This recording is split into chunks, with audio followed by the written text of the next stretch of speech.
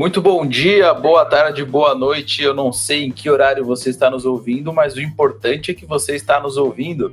Seja bem-vindo a mais um Drops aqui do Blaugrana Cast. E hoje a gente vai comentar a partida do Barcelona contra o Slavia Praga em casa, pela quarta rodada da Champions League. Eu sou o Ivanor do Barça Brasil e hoje quem está aqui para me fazer companhia é o Gabriel Corrêa, do Futuri e da Band do Rio Grande do Sul. Fala, Gabi. Fala, Iva, prazer aí estar com vocês do Blaugrana Cast, a gente do Blaugrana Cast mais uma vez para falar sobre uma semana bem complicada, né, de Barcelona, seja na Liga, agora na Champions, mas como eu gosto mesmo é de falar do Barcelona, seja no bom, no ruim ou no péssimo, a gente tá dentro aí para mais um. Aqui a gente fala independente do momento, né, Gabi? Não tem... E ultimamente a gente só tem falado coisa ruim, então a gente só dá prosseguimento aqui. Falando em coisa ruim, eu começo justificando a ausência do Drops sobre a derrota contra o Levante. Acabou não batendo a agenda da galera que grava o pod, enfim, coisas que acontecem, cada um tem seus compromissos fora daqui, e a gente acabou não conseguindo gravar sobre a derrota pro Levante no final de semana. Às vezes é Deus, né, trabalhando na vida das pessoas. Não, a gente não fala nesse problema, deixa pra lá, enfim. Mas hoje também a gente teve um empate no Camp Nou em 0x0. Decepção total, né, Gabi? Eu esperava, assim, quando saiu a escalação, eu até imaginava que a gente teria uma formação diferente do que a gente viu. Eu esperava ver um Griezmann pela direita, talvez, um Dembélé pela esquerda, o Messi talvez como falso 9, até o Messi na direita, tudo mais. Achei interessante ter o Vidal no time, mas ainda não consigo entender o Arthur fora. Lembrando até que o Valverde falou sobre a decisão técnica do Dembélé no jogo contra o Levante, e poucos dias depois falava numa sobrecarga, né, física. Não sei se pode ser o caso do Arthur, mas me chamou a atenção.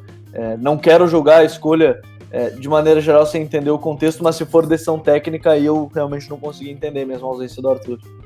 É complicado, né? Na verdade, em uma das rádios lá da Catalunha até noticiou no começo da tarde que o Dembélé não ia jogar, que teve um problema no treino e que não ia pro jogo, mas acabou indo pro jogo, foi titular. E assim como tu, Gabi, eu também imaginei.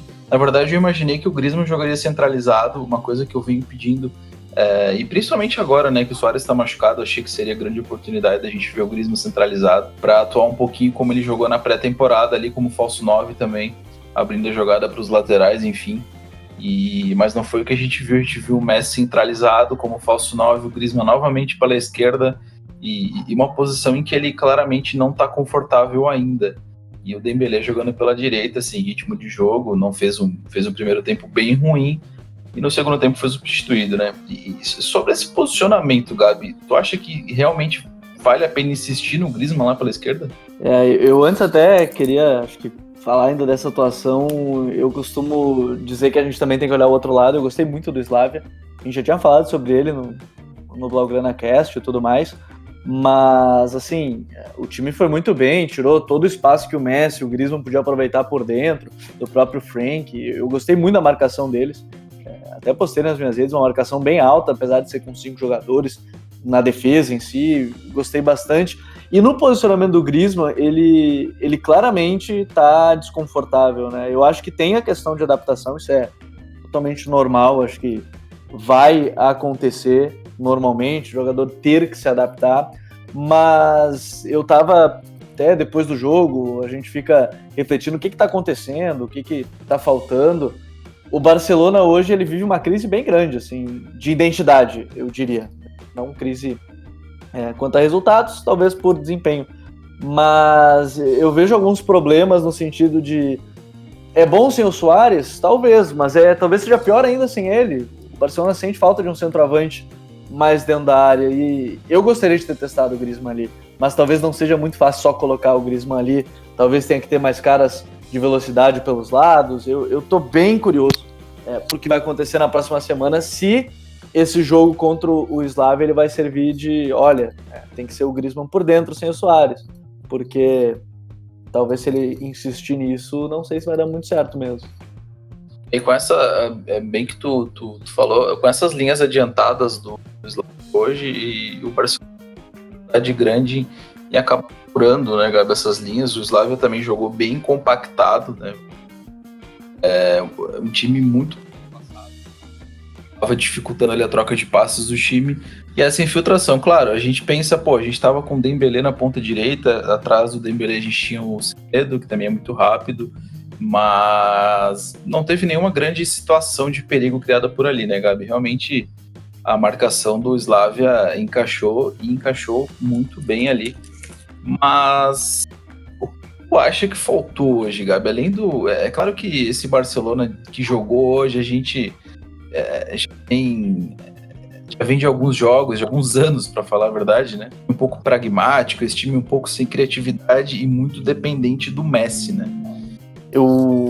Esse Barcelona eu acho que tem muitos fatores, né? Mas quando a gente fala, talvez, do trabalho que foi sendo construído desde 16, 17, ali da chegada do Ernesto Valverde, 17, 18, na verdade, né? 17 e 18, ele tem algumas coisas quando a gente fala de ciclo, né, de jogadores. Eu costumo perceber que a gente vê o Vidal, por exemplo, é um jogador que para mim é muito importante nesse atual momento, porque, e aí o que eu vou falar é totalmente subjetivo, talvez eu esteja exagerando, se sente mais ganas de ganhar de alguns atletas do que outros. E é difícil por ser algo subjetivo e eu acho que todo mundo sempre quer ganhar. Acho que isso é um fato. É difícil não querer ganhar.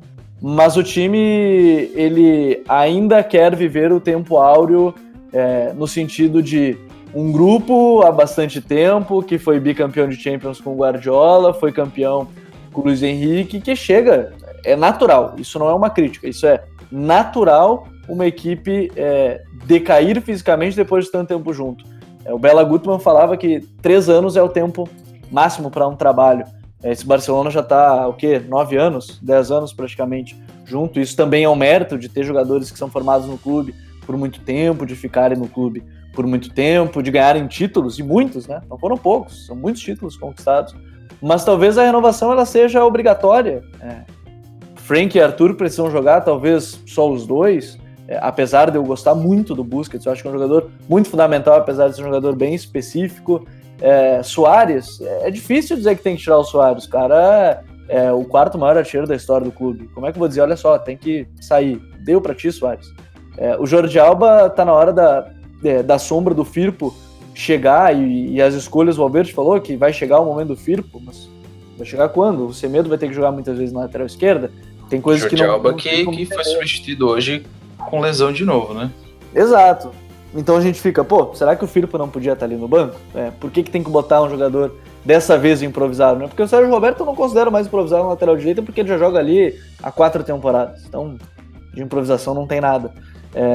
Então é complicado ter que criticar uma geração assim, Piqué, Busquets, Suárez, enfim, Jordi Alba. É complicado, mas parece que a renovação ela precisa chegar mais jogadores com mais ganas, alguém que não ganhou nada pelo clube. Por que parece que o Frank tem mais vontade, o Arthur tem mais vontade, o Lenglet mesmo parece ter mais vontade? Como eu falei, é muito subjetivo isso que eu tô falando, né, da vontade. Às vezes não é em evidência isso, às vezes o jogador tem vontade, mas não é claramente externado. Mas me parece que realmente, Barcelona hoje vive um fim de um ciclo e que direção, comissão e próprio grupo ainda não entendeu o que está acontecendo. E toda a transição, ainda mais na magnitude que terá que acontecer no Barcelona, não é fácil, não vai acontecer também do dia para a noite. A direção tem uma grande preocupação com os últimos anos do Messi, eles querem aproveitar ao máximo, né? Esses últimos anos do Messi, tem contratado bastante, até demais, até de forma equivocada, gastando muito dinheiro em jogadores que não valem tudo o que foi pago, e isso não quer dizer que os jogadores que foram contratados a preço de ouro sejam ruins, só talvez não valham tanta grana quanto o Barcelona despejou na época, com todo o desespero pela perda do Neymar e etc. Todo o contexto que a gente já sabe. Mas para a gente finalizar aqui, nós empatamos, então neste momento a gente continua na liderança do grupo F da Champions com 8 pontos. A Inter vai vencendo o Borussia Dortmund na Alemanha por 2-1 e fica na segunda colocação com 7. E o próximo jogo do Barça é no final de semana, sábado, dia 9 de novembro, às 5 horas da tarde, em casa contra o Celta de Vigo. Gabi, um abração aí, tamo junto no próximo Drops. A gente está sempre junto no que precisarem, a gente vai falar muito ainda do Barcelona, e eu ainda estou curioso, vim pensando sobre isso, estou curioso para ver Messi, Griezmann centralizado, Ansu Fati na esquerda e Suárez mais à frente. Vou falar sobre isso, vou tentar explicar um pouco por que eu tenho essa ideia do quarteto. No meu Twitter vou falar um pouco mais e, é claro, no Blaugrana Cast. Iva. É sugestão pro episódio, né? Mas a gente vai conversar muito sobre isso ainda. Valeu, galerinha, não deixe de compartilhar e deixar o seu comentário, o seu feedback, é muito importante para a gente estar crescendo aqui cada vez mais. Um abraço e Visca Barça!